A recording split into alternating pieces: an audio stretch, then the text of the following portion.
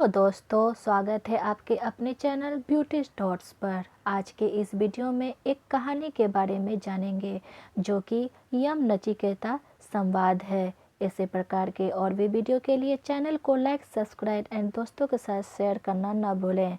चलिए समझते हैं। यम नचिकेता संवाद, इसके स्रोत है कठोपनिषद। इसके रचयिता हैं महर्षि कंठ।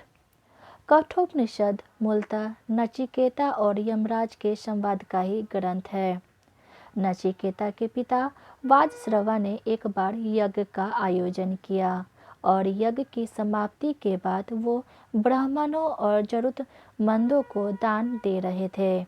नचिकेता ने उनसे पूछा, आप दान क्यों दे रहे हैं?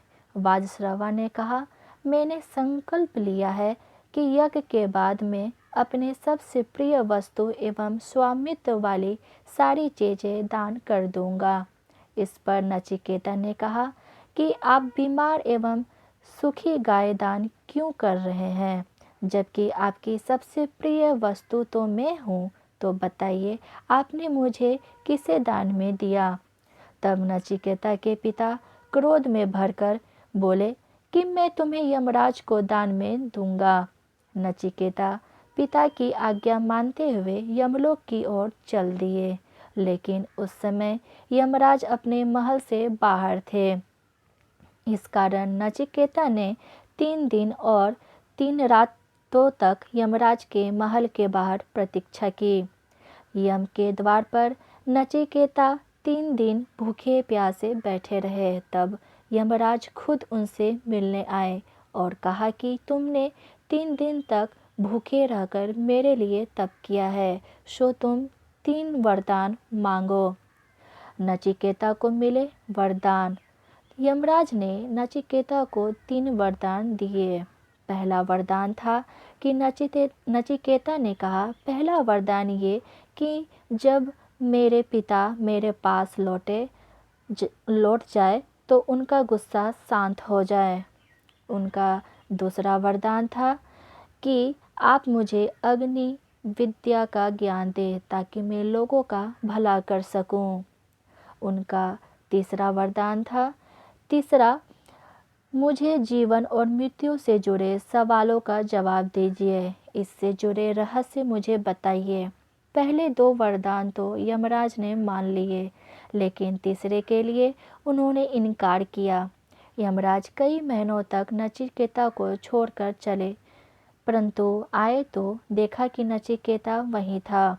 अंततः नचिकेता की जिद और लगन के आगे उन्हें हार माननी पड़ी।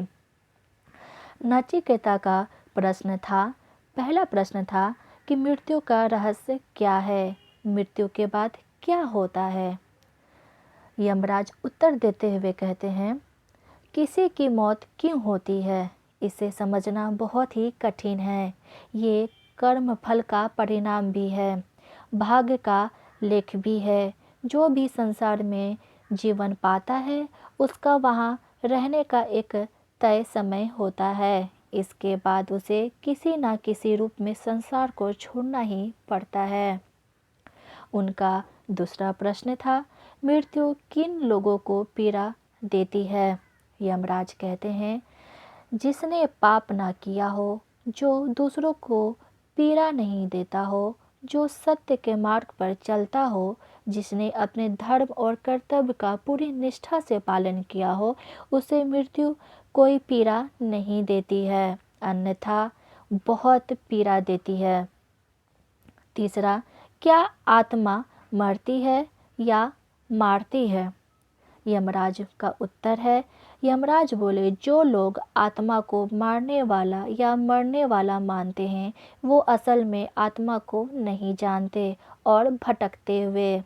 उनकी बातों को नज़रअंदाज करना चाहिए, क्योंकि आत्मा न मरती है न किसी और मार सकती है। उनका चौथा, किस तरह शरीर से होता है ब्रह्म का ज्ञान व दर्शन?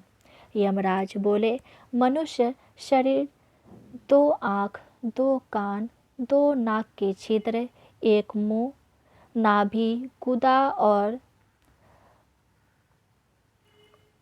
के रूप में 11 दरवाजे वाले नगर की तरह है, जो ब्रह्मा की नगरी ही है।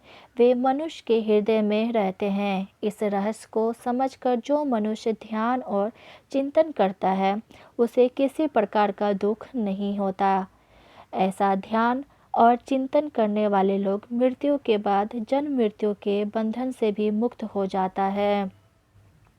उनका पांचवा प्रश्न रहता है कि आत्मा निकलने के बाद शरीर में क्या रह जाता है। यमराज उत्तर देते हुए कहते हैं, जब आत्मा शरीर से निकल जाती है तो उसके साथ प्राण और इंद्रिया ज्ञान भी निकल जाता है। मृत शरीर में क्या बाकी रहता है, यह नज़र तो कुछ नहीं आता, लेकिन वह पर ब्रह्मा उस शरीर में रह जाता है जो हर चेतन और जड़ प्राणी में विद्यमान है। इस तरह के कई अन्य प्रश्न नचिकेता ने यमराज से पूछा, जिसका विस्तृत वर्णन कठोपनिषद में किया गया है। तो बताइए कैसा लगा आज का वीडियो। उम्मीद करती हूँ कि पसंद आया होगा। इसी प्रकार के और भी धार्मिक ज्ञान वास्तु टिप्स के लिए चैनल को लाइक, सब्सक्राइब एंड दोस्तों के साथ शेयर करना ना भूलें।